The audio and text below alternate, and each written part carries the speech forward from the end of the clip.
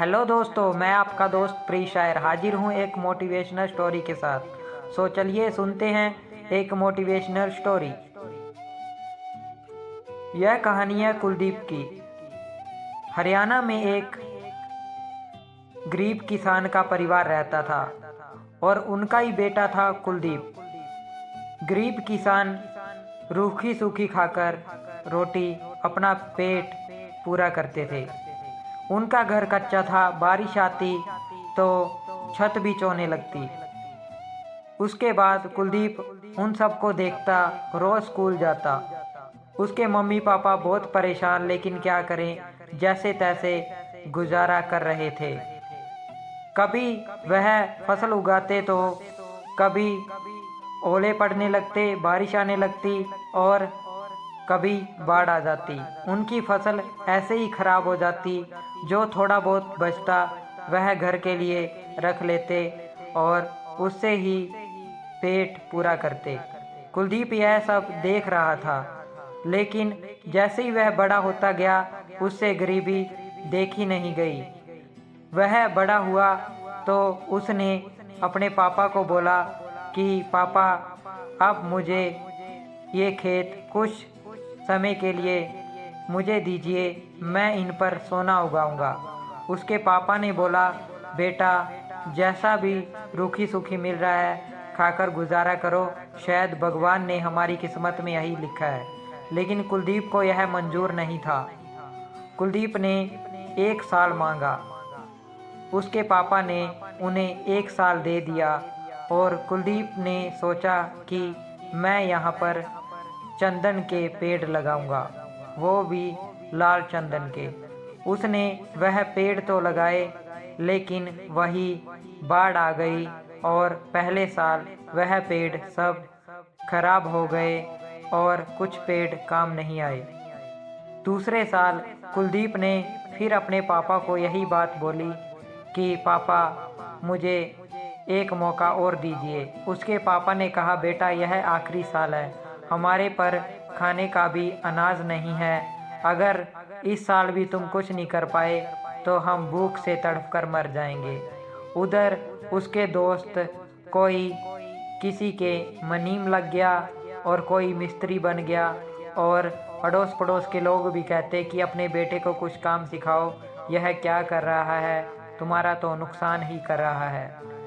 कुलदीप ने अगले साल फिर चंदन के बूटे, चंदन के पेड़ लेकर आया।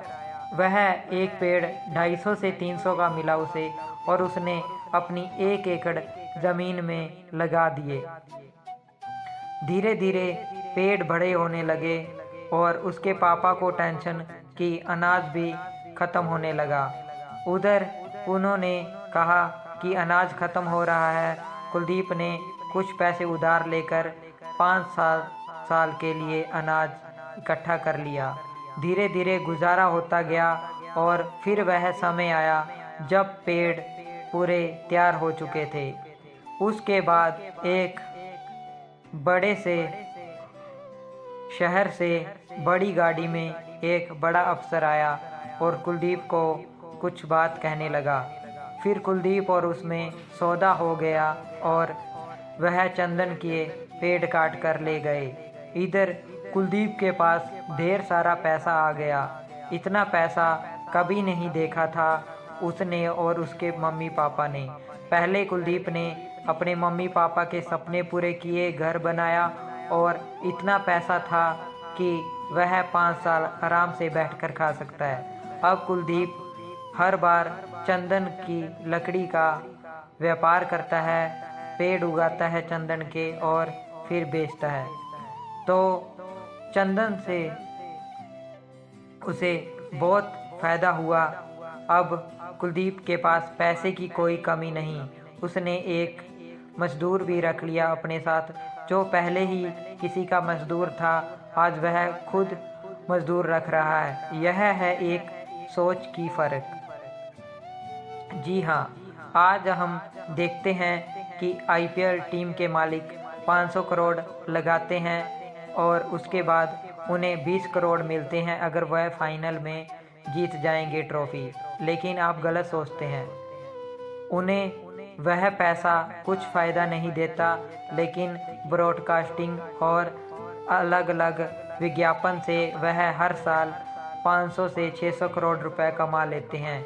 यह है बिजनेस। कुलदीप ने भी बिजनेस किया और भगवान ने उसका साथ दिया। हम लोग आगे बढ़ते हैं लेकिन फिर रुक जाते हैं कि शायद भगवान हमारा साथ नहीं देता। हमें आगे बढ़ते रहना है, गिरेंगे फिर खड़े होंगे फिर चलेंगे, तो हमें ज़रूर सफलता मिलेगी उस काम में। चाहे आप यूट्यूबर हैं, अगर आप एक साल एक वीडियो, 2 वीडियो, 4 वीडियो डालकर थक गए हैं कि मुझे व्यूज़ नहीं मिलते, मैं मोनेटाइज नहीं कर पाया चैनल को, तो आप गलत सोच रहे हैं। वक्त आपका ज़रूर साथ देगा, आपको उस वक्त का इंतज़ार करना होगा। सिर्फ यह मोटिवेशनल स्टोरी आपको मोटिवेट करने के लिए बनाई गई है।